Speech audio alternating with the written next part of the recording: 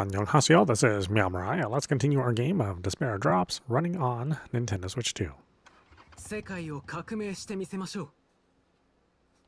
ぼさっとしてるとこれでいいかな。それでもどっちか選ばなきゃならない時があるよ。その時お姉ちゃんはクリステルを選ぶんでしょ。それは If I was really forced to choose, what would I do? I had no idea. Still, I wasn't about to deny my attempt to get back on the train. サリー、今すっごく意地悪なこと言ってるって自分でも分かってるよ。でもね、クリステルより先に出会ったのはサリーなんだから。一緒にいた時間ならサリーの方が長いんだから。サリーの方がお姉ちゃんのこと好きなんだから。サリー、今すっごく意地悪なこと言ってるって自分でも分かってるよ。でもね、クリステルを助けなきゃなんてそんなの言われなくたって分かってるよ。それでも最後はサリーのことを選んでくれると思ってたのに。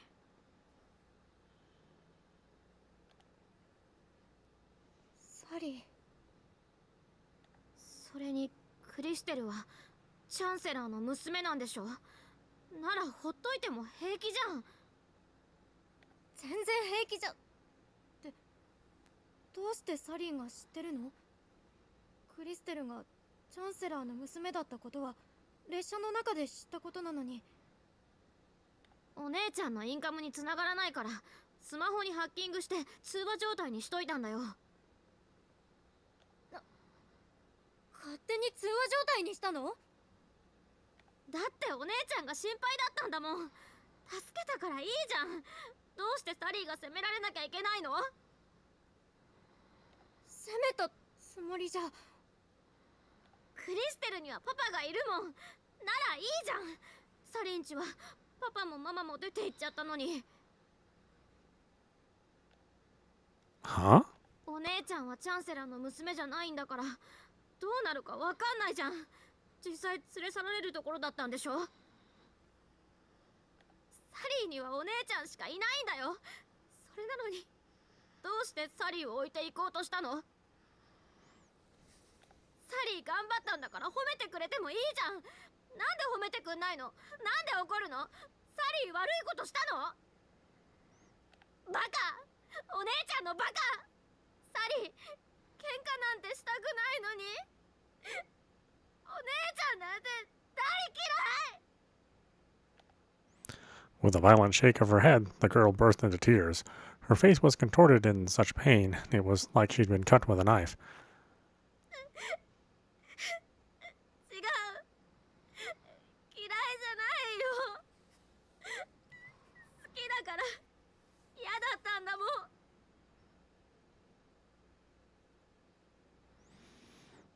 Yeah, I mean, Sally's kind of a child too, you know. We can't really treat her like an adult. ミカが大切で好きだから手に届く場所にいるのにサリーのせいで永遠に失っちゃうなんて嫌だったの。 You can kind of understand her feelings, although she is just being a little selfish, right? ミカが無事なら何でもいいよ。他の人なんか知らないんだもん。サリーはミカが人質に取られたらアッシュ君だってハミー君だって見捨てられるよ。殺せって言われたら多分殺せちゃう。 Okay, calm down, Sally. My goodness. サリー、 Her teary eyes blazed with madness, proving just how much she meant it. She really was willing to go that far. そんなことしたらミカに嫌われるって分かってるよ。でも仕方ないじゃん。どっちかしか助けられないならサリーは選ぶ。ミカを選ぶよ。選んじゃうんだよ。 The pink-haired girl drew close, peering into my face. Her eyes were red-rimmed and puffy from crying. When I gazed back at her, she grabbed me and sobbed all over again. でも嫌だよ。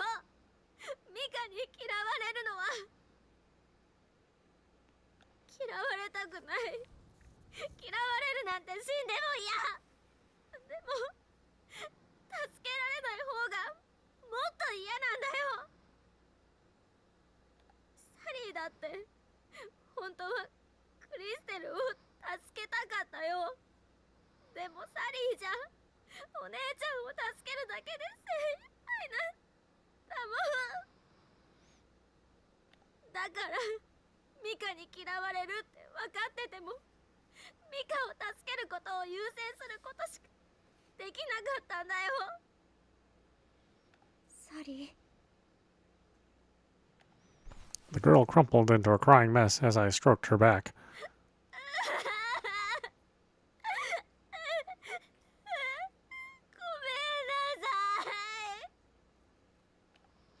She was sobbing like a child, tears streaming down her face. クリステル、ごめんね。サリー、もっと強くなるから。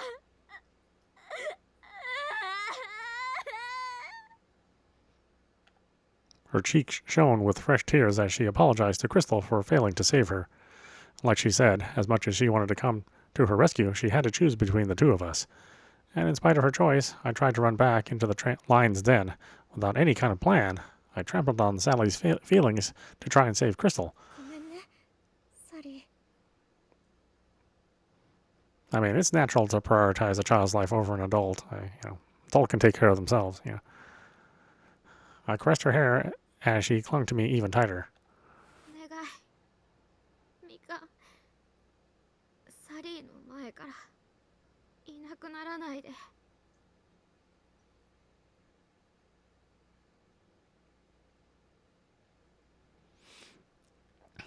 Sal's 18. Yeah, well, she definitely has not mentally. She's definitely not mentally 18. Which, hey, a lot of people who are 18 are not mentally 18. so it's not like she's an unusual case. Her voice was hoarse from all the crying. She wept, wailed, and clung to me like a child. We might have been similar in height, but Sally seemed much more fragile than I was.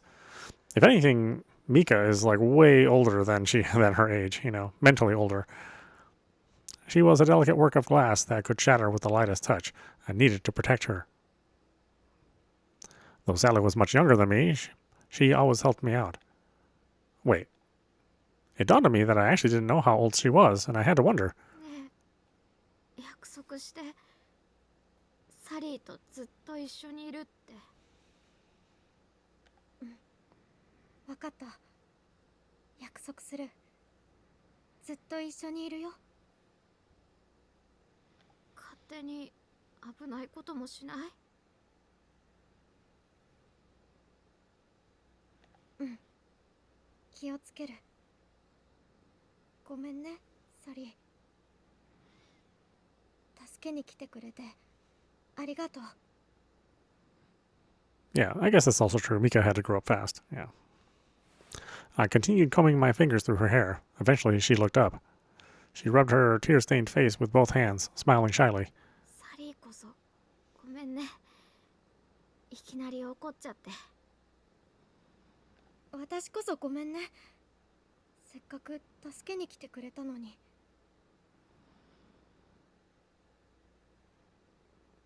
サリーが来てほっとした？うん、すごくほっとしたよ。ならいいや。 Grinning bashfully, she pulled me into another tight hug. The way physical affection came so naturally to her reminded me she was Italian. At the same time, it made me miss my university life in Bologna. I missed the days I spent with my good friend Ida. I wondered if I could return one day. じゃあみんながどこにいるのか探して合流しよっか。 Her mood had completely brightened. She pulled out her laptop from her bag and started investigating. そういえばみんなは？ The last time I saw them, they were all together. Made me question how they got separated. それがさ、お姉ちゃんが列車に乗った後、あのおじいちゃんが襲ってきたんだよね。おじいちゃんってハウススチュワードが？そう、それでみんなが戦ってる間にサリーだけバイクでお姉ちゃんを追いかけて、だからどうなってるかわからないんだよ。Her fingers were still tapping away at the keyboard during her explanation. I was certain she'd find them in no time. アッシュ君ってば今南米にいるよ。それはさすがに間違いじゃない？短時間でそんな移動できないと思うし。でもほら見て、アッシュ君はペルーにいることになってる。で、ハミー君はエジプトだって。本当だ。She showed me a map illustrating the others' current locations, but no one was in Europe. They were all scattered in various places like Peru, Egypt, and even Papua New Guinea, and not a single one was within a few hours' travel of Venice. We tried to call them just in case. None of them picked up, though, nor did they answer our texts. どうして誰も出ないんだろう。 Okay, that's super weird. 多分これ通信が切断されてる。みんなのスマホがハッキングされてるんだよ。でもサリンが追跡機能を解除してそういうのできないようにしたんじゃ。そう、あの端末がみんなのものだってバレるはずないよ。警察とか普通の相手なら。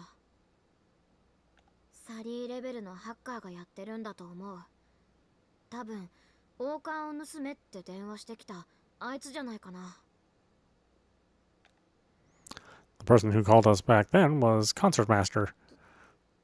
どうしよう。困ったな。サリーだけじゃミカを守りきれないし、スマホとノート PC だけじゃスペック不足だし。機材とネット環境があればいいんだけど。あ、そうだ、バイクに乗って。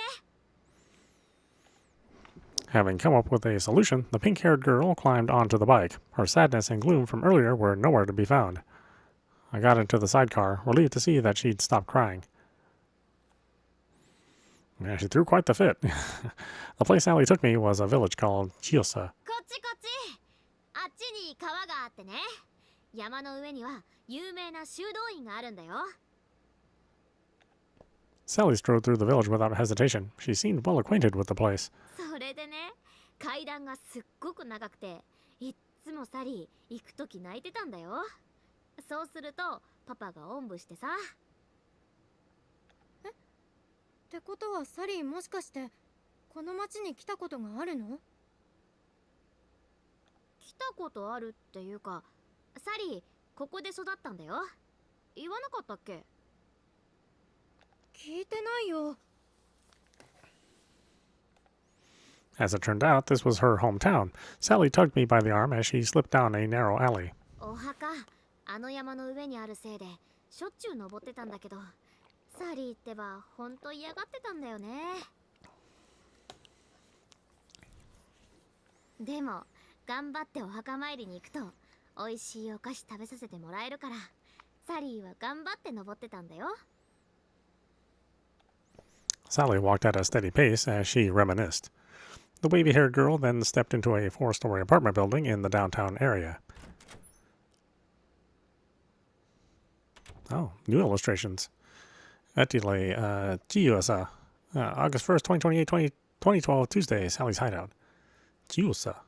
じゃじゃーん、サリーの隠れ家だよ。 Huh? This is her secret base? Considering her taste and all, it wasn't the kind of place I would have expected. There was no lace, no frills, no adornments at all. The room looked so barren, I didn't see any of the cute stuff she might like. ここはサリーの実家じゃないんだよね。そうだよ。ここはサリーの仕事場。ハッキングのお仕事はここでしてたんだよ。数年分の家賃をまとめて払ってあるから安心して。それにここはサリーの名義の部屋じゃないし、警察にもバレてないと思うんだよね。 Wait, what? Did she use a fake name then? Given her excellent hacking skills, falsifying personal information would be a breeze. The girl switched on the numerous computers she had in the apartment. The devices were to life, and she turned on some of the monitors as well. Now that the room had become a bit brighter, I gasped at the mess. There was a broken monitor on the floor, not to mention pieces of a keyboard that had been split in two. It was as if someone had broken into her apartment and ransacked the place. よいしょっと。 Meanwhile, Sally casually took a seat in front of the computers. Did she not realize how messy it was? Heedless of my confusion, she was already looking into where the others were. ここがそうか。サリー、この部屋大丈夫？いない間誰かに入られたんじゃ。ああ、散らかっててごめんね。 Wait a minute. Sally didn't seem to care about it one bit. The apartment must have been like this even before she left. Does that mean she'd been the one who broke the monitor and keyboard? My imagination went wild as I pictured her crying because her parents left. It couldn't be, right? サリーのお父さんとかお母さんはこの家に来たことあるの？ないよ。てかここ借りてるの知らないんじゃないかな。でもサリンち町外れにあるし別に寂しくないんだ。まあここ数年は全然帰ってなかったけどね。 What? Something didn't feel right, but I couldn't put it into words. She said both of her parents left, but her home was in the outskirts of the village. Was one of them still around? There was an inconsistency in her story. It didn't add up. サリー。やっぱりこれじゃダメだ。じゃあ次は。 Sally was still focused on searching for the others' whereabouts. I held my tongue, thinking better of prying into her business. She lifted one knee onto the chair, getting engrossed in her computer work. Her typing speed was way faster than usual as she ran through her repertoire of hacking tricks. Maps and unfamiliar scenery popped up and vanished at lightning speed. I had no idea what she was doing, but I figured I shouldn't bother her. サリー、掃除してもいい？ Without a word, she flashed me an OK sign with one hand. It seemed I had the green light. To start off, I picked up the obvious trash and tossed it into the garbage can. There were some boyish t-shirts and shoes lying around, as well as a soccer ball. Now that I think about it, does she have an older brother? Soon enough, I found a cardboard box with a heap of photos inside. What are these? Judging by Sally's appearance in the photos, they were a few years old. The Sally I knew smiled shyly in the pictures, her trademark pink hair pulled up in pigtails. There was always a boy standing next to her, too, yet for some bizarre reason, his face was snipped out of every single one. What could this mean? Given how they were together in all their family photos, I figured he was her older brother. I could tell they were close. So why had his face been brutally cut out? A rush of anxiety pricked at my skin as I stared at the photos from the box. どうかしたの？サリー、お兄さんって今は？数年前に死んじゃったよ。 Huh? Her answer caught me off guard, but then I remembered something. She told me once that her brother was dead. お兄ちゃんが死んじゃってから家族がみんなバラバラになっちゃったんだ。お兄ちゃんが死んでからママたちなんか変になっちゃってさ、それで旅行も行けなくなっちゃった。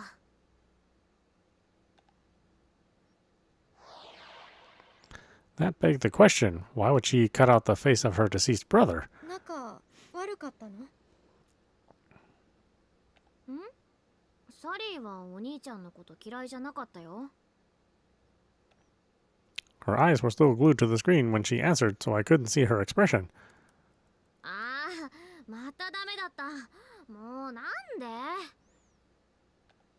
The girl was immersed in her task to find the others, scratching her hair as she stared at the monitors. I hesitated to break her focus with more questions, so I went back to cleaning. I was busy tidying up that night. I was busy tidying up. That night came before I knew it. Still no word from the others. No messages on my phone. No news about them. The theft of Corona d'Argento had made the news. The Crown must have the theft of Corona d'Argento hadn't made the news. Either crown must have been keeping it under wraps. A chill ran down my spine when their name resurfaced in my mind. Who were they, really? I hoped they would never find us here. There had to be a limit to how long Sally and I could outrun them. Come to think of it, she's probably just about finished. I put the trash I had gathered in front of the door, then looked back to find Sally's face down on the desk. She'd fallen asleep in front of her computers. She must have been as exhausted as I was. Sally had traveled a long way to free me from the train. Then she brought me to her secret base and immediately started working to find our friends. I've got to do my part, too. It was bad enough I relied on the younger girl at the time, all the time. I had to do what I could. I looked for a bed for her to sleep in so she wouldn't get sick, but all I found was a couch. Given that this place was her workspace, she might have slept on the couch rather than in a bed. ほら、サリー。そこで寝たら疲れちゃうよ。ソファーまで動ける？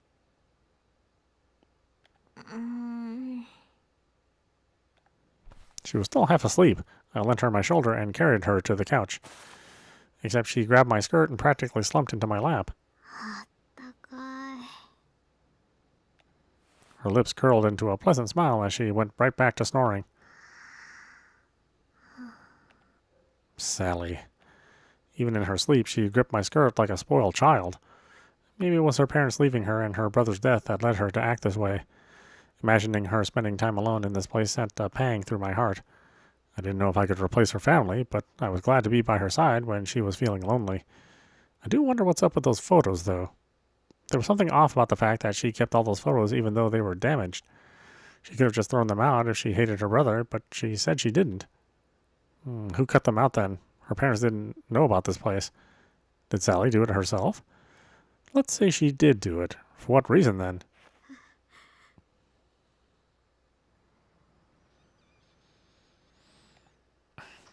Sally's grip tightened on my skirt. Her lips parted as she sucked in her breath. Her brows furrowed in pain, her breaths coming fast. 嫌だよ。 She was having a nightmare. She clung to me in desperation, thrashing in her sleep.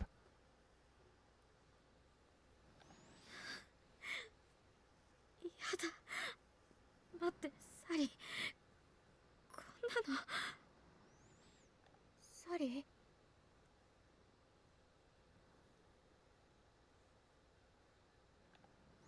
Tears spilled from the corner of her eyes. This nightmare was horrific enough to make her cry.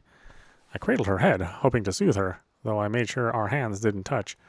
If I did, I'd end up peeking into her nightmare, catching a glimpse of some memory she didn't want anyone to see. サリー。大丈夫。大丈夫だよ。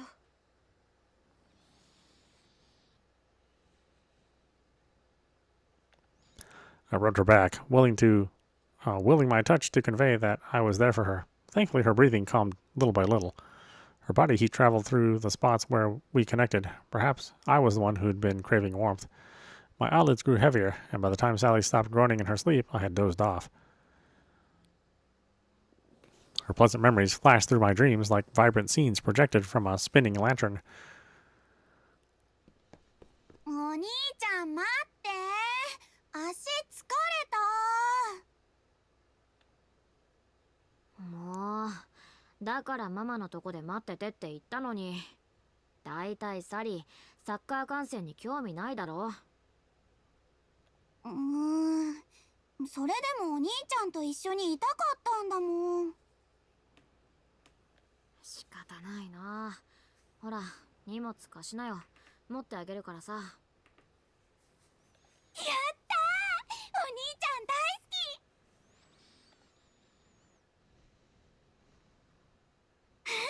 お兄ちゃん、私あれが食べたい！まだ食べるの？いっぱい歩いたらお腹減ったんだもん。お兄ちゃんだって食べたいでしょ？まあ、そうだけど。じゃあ行こう、お兄ちゃん。ウリア、サリー、あんまり二人だけで遠くへ行っちゃダメよ。そんな慌てなくても大丈夫だろう。ウリアはしっかりしてるからな。Her dreams kept on changing. Memories of her and her brother flew through my mind, one after another. However, her brother's face wasn't visible even in her dreams. All I saw was Sally's lovely smile. お兄ちゃん、それ何見てるの？別に大したのじゃないよ。今は原宿ってとこのカメラ覗いてる。原宿？あ、今のねえねえ見せて。かわいい今のお洋服。ん？これ？それ！へえ、サリーはこういうのが好きなんだ。好き。ねえねえ、これってかわいいファッションだよね。いいなあ。私もいつかこんなの着てみたいな。ミカ。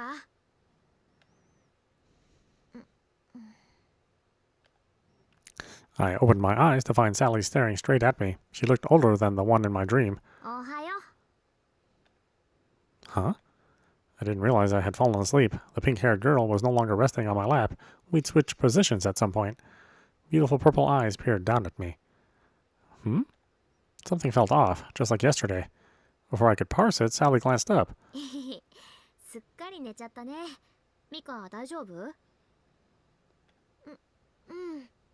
てごめんね。重たかったよね。 Mika, heavy, whatever. She's probably like under 100 pounds. I sat up in a flash. Sally let out a carefree laugh, flashing her pearly white teeth. 平気。ミカの頭軽いもん。それにサリーのこと膝枕してくれたのミカの方が先でしょ。だからサリー、すっごく幸せな夢を見られた気がするんだ。ありがとう。そっか。ならよかった。 After all the pain that nightmare put her through, I was relieved to know that she had a nice dream. Sally cheerfully sprang from the couch and began untying the ribbons on her head. それよりサリー、シャワー浴びてきていい？昨日いっぱい走ったから汗かいちゃってさ。あ、どうせなら一緒にお風呂入ろっか。狭いだろうし、順番で。 Oh, surprised she would be willing to share a shower. It doesn't seem Sally-like. そっか、残念。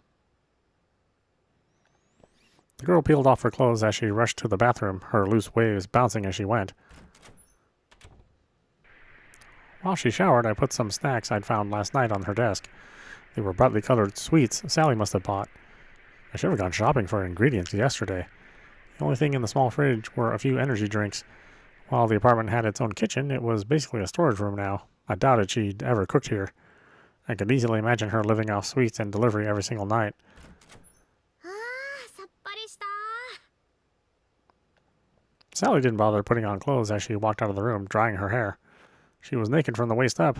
While we were both girls, I couldn't shake the same peculiar feeling. Before I could comment on her state of undress... wait a minute. I gasped as I realized exactly what had been nagging at me. サリー。 Sally was casually dabbing her hair with a towel, seemingly unaware of the problem. She pulled on the clothes littered across the floor and tugged her hair into pigtails. In the blink of an eye, she was back to her usual look. The thing was, I'd already seen her lean, broad chest. Even with her wet hair obscuring her torso, her body wasn't soft or curvy at all. どうしたの？変な顔して。なんか？変なこと聞いていい？何？聞いて聞いて。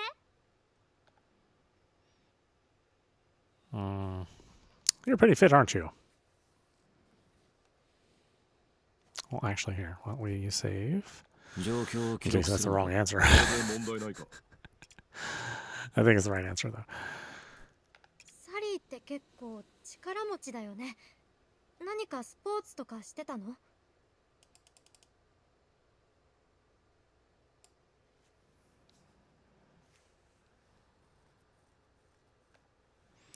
I had been curious about this for quite some time, considering how she could hold me and lift heavy stuff with ease. For a girl the same size as me, she was impressively strong. それが変な質問？別にスポーツはしてなかったかな。サッカーを見るのは好きだったけどね。サッカーをしてたわけじゃないんだ。うん。サッカーをしてたのはお兄ちゃんで、サリーはそれを見てるのが好きだったと思うよ。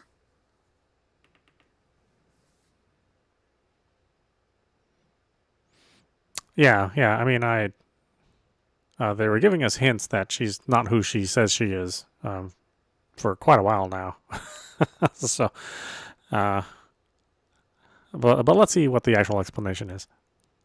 She made it sound like she couldn't remember all that well. そっか。サリーがサッカーを見るのが好きなのはお兄さんの影響なんだね。I mean, if I were to venture to guess, it would be that Sally, that she's the brother, and for some reason,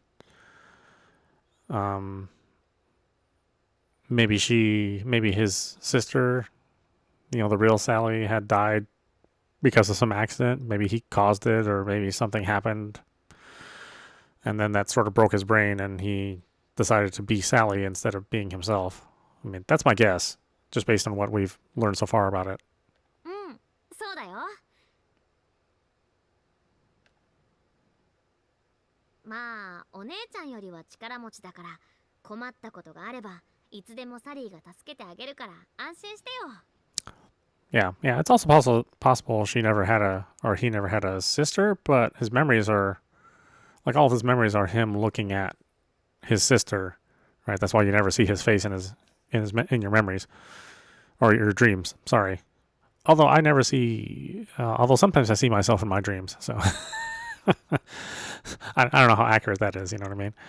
そうだよね。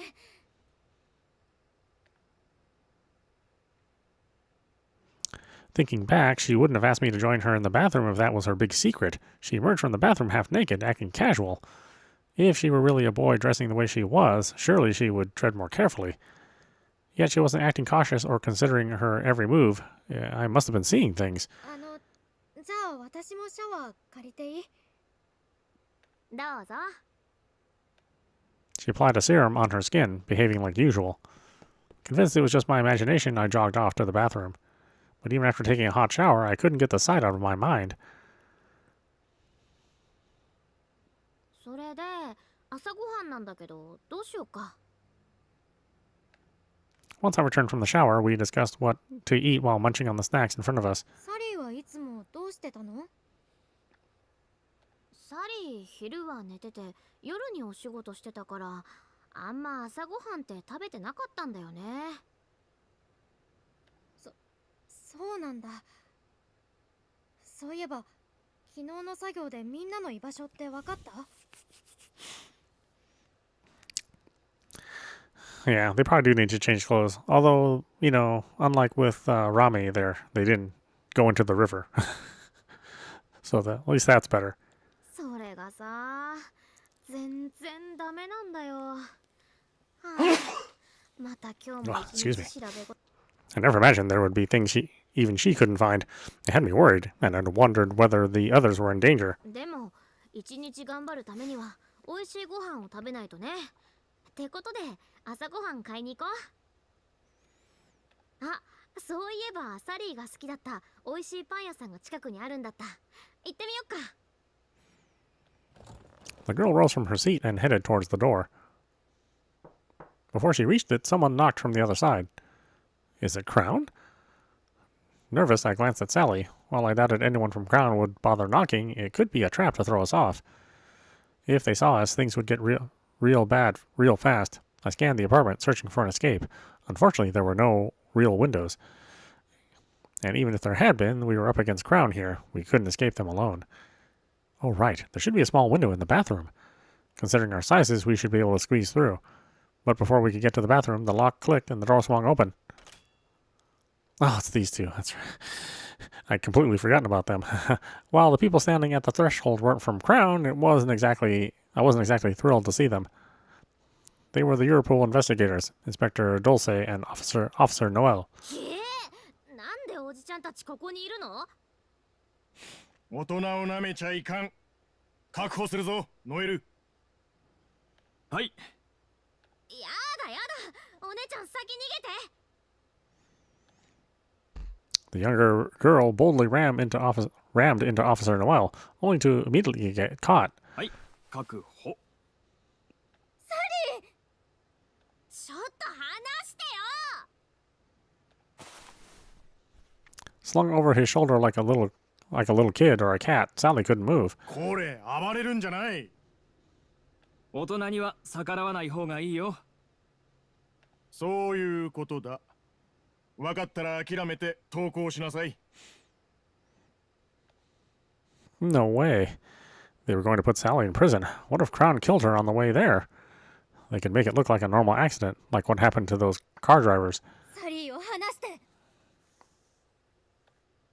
I went to throw myself at Officer Noel when he suddenly dropped her. Since I was already moving, I used my momentum to hug Sally as tightly as I could, now that she was free. The two investigators shut the door behind themselves. Oh, what the hell happened there? まあ、少し落ち着きたまえ。私たちは君らを捕まえに来たというよりも、保護をしに来たんだ。どういう意味ですか？君が本物の殺人犯だとはもう思っていないという意味だよ。俺、それよりパンを買ってきたんだ。一緒に食べながら話を聞かせてもらおうじゃないか。I mean, yeah, they shouldn't consider me a murder suspect, considering they screwed up the whole thing with me turning myself in earlier. When we were with Rebecca. Ever since I was abducted by two mysterious figures, these men had launched their own investigation on suspicion that I was involved in a bigger conspiracy. Besides, Europol didn't have the power to investigate a case or make arrests. Thus, they dubbed this a private visit. The ones carrying out the actual processes were police from each relevant country. According to these two, Europol was in charge of gathering, checking, and analyzing confidential data. This meant that we had a chance to clear our names. とまあ、そういうわけで、私とノエルは本部とは別の線で捜査をしているんだ。何より不審だったのは、殺人事件の現場となったレストランの防犯カメラのデータが消失していたところだな。店側のミスでデータを消してしまったというので復旧も試みたんですが、そもそも記録媒体が事件当日に使われていたものではなかったんです。それを指摘すると、急に店側は警察に押収されたと言い出してな。だが警察は知らないとしらばっくれるばかりなんだ。それに一度会って話したからわかる。君は殺人犯の気配をしとらんよ。殺人犯の気配ですか？ドルチェ警部は犯罪への嗅覚というか、まあ勘が鋭いんです。元はイタリア国家警察で警部をしていたから、いろんな現場を経験していて、おかげですぐに勘だとか言い出すんですけれど、それが意外と当たることも多いんですよ。意外とはなんだ意外とは。それに勘ではない。経験則に基づいた行動だと言ってもらいたいがね。Hunches. まあそういうわけで保護が必要だと考えて探しに来たんだ。レベッカ・ロストも君が冤罪だろうと言っていたしね。そうだったんですか。だから僕らのことは信じてくれると嬉しいな。Officer Noel extended his hand with a broad smile on his face. Given that he'd done it without hesitation, he must not have been aware of my power. Unable to ignore his proffered hand, I had no choice but to shake it. His honest feelings were conveyed to me: concern, pity, caution, and calculation. He wanted to protect and appease us, then investigate the truth and capture the rest of the criminals. Despite that, he did think I was falsely accused. Inspector Dulce's thoughts were no different when I shook his hand. It seemed I had nothing to worry about. お姉姉ちゃんの無実は信じてもどうせサリーの方は悪いって言うんでしょ。おということは罪の意識はあるのかね。なかったよ。なかったけどお姉ちゃんが犯罪はダメだって怒ってたからそうなのかなって思って。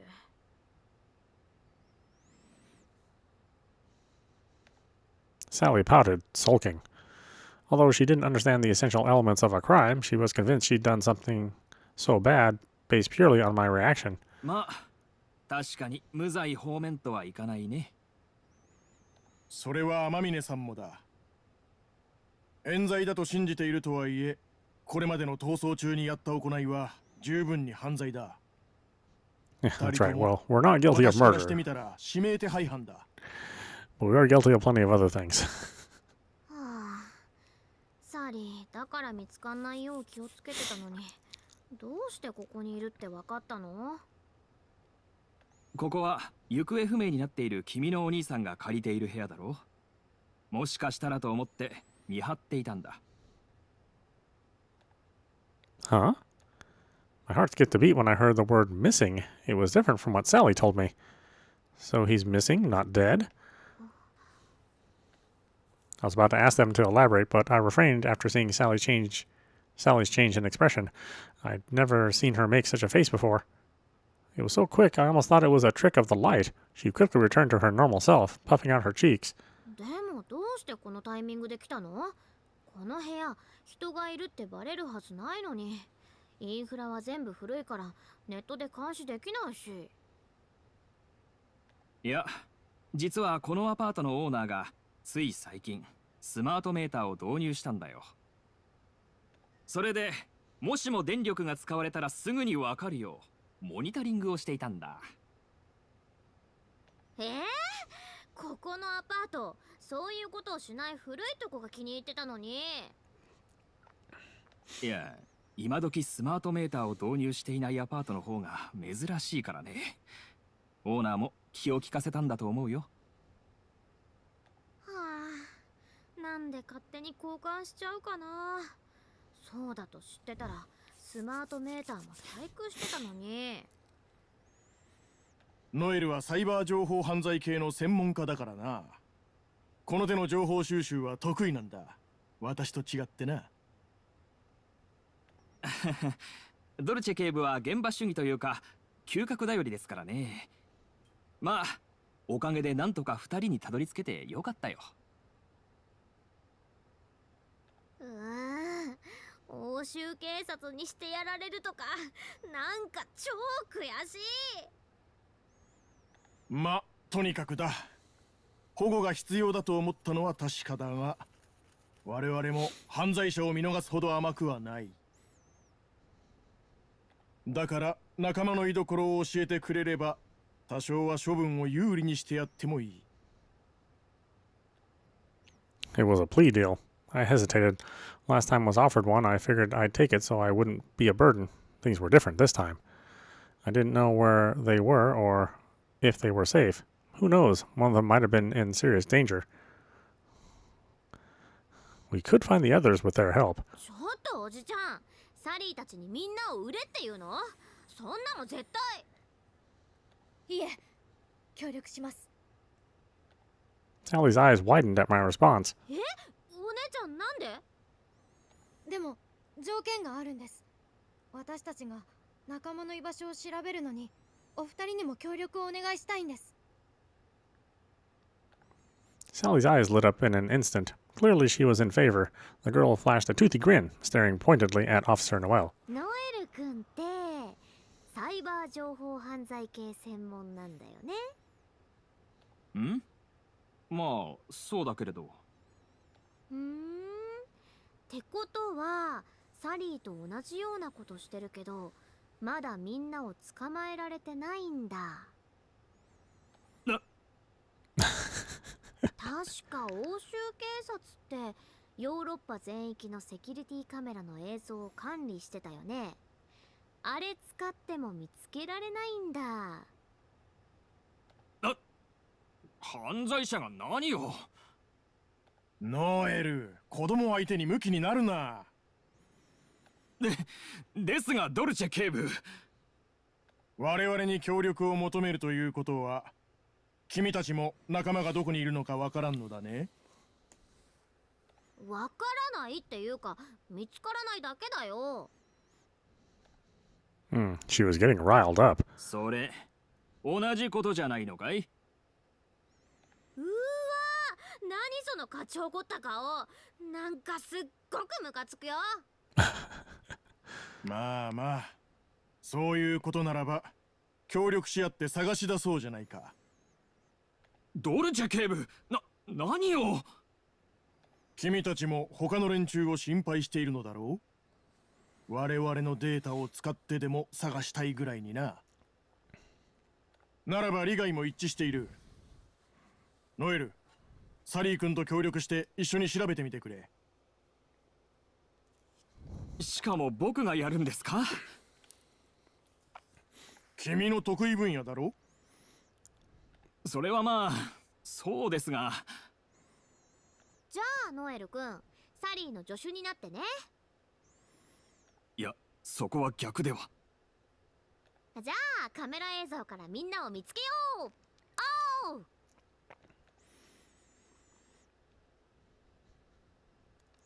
And just like that, Sally and I somehow ended up working with the Europol investigators to track down our companions. The wavy-haired girl quickly assembled everything we needed, connecting Officer Noel's equipment to the monitors and whatnot. なるほどね。欧州警察も結構いいシステム使ってるんだ。言っておくけど、僕の端末だからアクセスできるんだよ。どこからでもこのシステムにつながると思ったら大間違いだからね。そんなこと言われなくてもわかるよ。ほら貸して。Thus, the girl snatched half of his equipment and began her investigation. Though it was her first time using his gear, Sally worked with brisk efficiency. Her fingers danced across the keys as though she were playing piano. 随分と手際がいいね。じゃあノエル君はこっち確認よろしく。うん、わかった。Officer Noel had completely become Sally's assistant. The two worked in tandem to find our friends' locations using Wi-Fi camera footage. I once heard that there were more than 6 billion cameras in the world. They analyzed all the data and checked countless feeds. へえ、ノエル君もそこそこやるじゃん。当然だよ。こっちはプロなんだ。なに？じゃあサリーはアマチュアだっていうわけ？いや、犯罪者でしょ。違いないな。だがノエルの腕は確かだ。サイバー犯罪にかけては百戦錬磨だからな。逃したクラッカーは一人もいない。いや、一人だけいたか。ちょっとドルチェ警部、嫌なこと思い出させないでくださいよ。なに？ノエル君やっぱ負けたことあるの？言いたくないよ。でも逆に言えばプロフェータ以外には勝っているんだ。むしろ誇っていいと思うがね。プロフェータ？それがノエル君が負けた相手の名前？はあ、結局ドルチェ警部話しちゃうんだから。デリカシーがないな。ネット内でも有名なクラッカーだよ。絶対に証拠を残さない。犯行動機も不明で思想もない。でもどんな状況でもハッキングしてみせるんだ。だからプロフェータなんて呼ばれててね。前から追ってるんだけど全然尻尾をつかませてもらえないんだ。へえ、そんなクラッカーがいるんだ。サリーとどっちが上かな？あんなレベルのクラッカーがあちこちにいたら困るけど、君の方が上であることを祈っているよ。今だけはね。At that moment, Hamiel's hat appeared on one of the cameras. 見つけた。ここは。どこ？何か映っていたか？今ハミエルさんの帽子がここに映ってたと思ったんですが。Sally tried rewinding the footage, but the hat I'd seen was nowhere to be found. It had disappeared. これデータが改ざんされてる。なんだと？ほら見てよ、今も。 While I couldn't make sense of the complex strings of characters Sally pointed at, I could see the change in Officer Noel's expression. まさかそんなありえない。君がやってるんじゃないよね。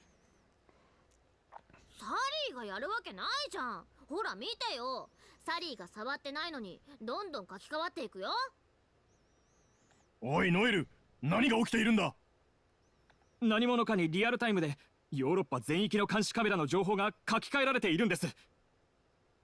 書き換え件数は1万件以上です。これじゃあどこの情報を向こう側が隠したかったのか絞り込めないじゃないか。サリー、これって。うん、絶対これコンサートマスターの仕業だよ。コンサートマスター？ Inspector Dulce and Officer Noel were confused by the name. Sally and I nodded to each other, a silent agreement to explain the situation. We told them about Crown, the organization that had been hunting us down so they could use us. There was House Steward and Child Nurse, 2 members of the group who tried to kill us. Then there was Concertmaster, who managed to hack our phones and called us even though Sally had bolstered our security. Not to mention Chancellor, the one giving the orders, and Heiliger, the person trapped inside their castle base in Liechtenstein. Even I could hardly believe the words coming out of our mouths, but we really had been used by the org. They were also manipulating information about us. The terrifying enigmatic organization known as Crown did indeed exist. When I told the investigators how Sally came to save me before I could be whisked away on the train, they were beyond shocked. それって君たちの作り話じゃないんだよね。ちょっとノエル君失礼すぎない？信じられないのはわかるんです。でもあの時私をさらった人を覚えてますよね。そりゃそうだ。目の前でさらわれて、さらに我々が見失ったんだからな。確かに連中は妙な雰囲気だったが。あの2名が君たちを他の仲間と合流させないようにしているってこと？多分そうです。チャンセラーはまだ私の利用価値は続くと言ってましたから。そうか。一体どんな利用価値があるんだか。思い当たる節はあるのかね？いいえ。Clasping my hands tightly, I shook my head. I couldn't let them know about my power. Inspector Dulce didn't seem convinced. Probably owing to his sharp intuition, he held his tongue, eyeing me with suspicion. Once he realized I had no intention to speak further about this, he gave up and returned his attention to the screen. 相変わらずデータが書き換えられているようだな。もう全然追いつかない。超ムカつくんだけど、コンマスくん。コンマスくん？だっていちいちコンサートマスターなんて長ったらしい名前呼びたくないもん。だから略してコンマスくん。Not to be outdone, Sally tried to browse through the data, yet her adept opponent squashed her efforts every single time. Her temper flared as the other hacker pulled ahead. へえ、そういうことするんだ。ならサリーだって。Sally switched the screen to display a social media site. She logged into an account, shockingly one belonging to the world-famous singer. サリー君、君まさか本人？なわけないじゃん。こんなの簡単にログインできちゃうよ。Did she hack into the singer's account? The account was supposed to require 2-factor authentication, but it had been no match for Sally. While her skill was impressive, her total lack of a conscience about it gave me chills, and I wasn't even the one affected. She relentlessly put Concertmaster on blast with posts from the account. Somebody named Concertmaster hacked my account. Concertmaster withdrew money from my bank account. Concertmaster stole my underwear. Okay, well, that can be serious, depending on how much clean underwear you have around. Now, Sally continued to spread those childish insults. The singer whose account she'd hacked had 2.5 million followers. This was bound to be a global scandal. Her insults also grew cruder with time. サリー、そんなことしてもコンサートマスターは反応しないと思うけど。ちょっと待ってください。挑発に乗っているみたいですよ。Just as he said, a torrent of posts insulting Sally flooded the site. The hacker seemed to be retaliating against her. That's the thing. Hackers all have very thin egos. Which is really a true thing. It's not a video game thing. Alright, we stop it there. This is meowmurai. You've been watching Despera Drops running on Nintendo Switch 2. Anyway, I hope you enjoyed watching. I will see you at the next stream. I still want to know more about Sally, or whoever she is. She's clearly not exactly who we think she is.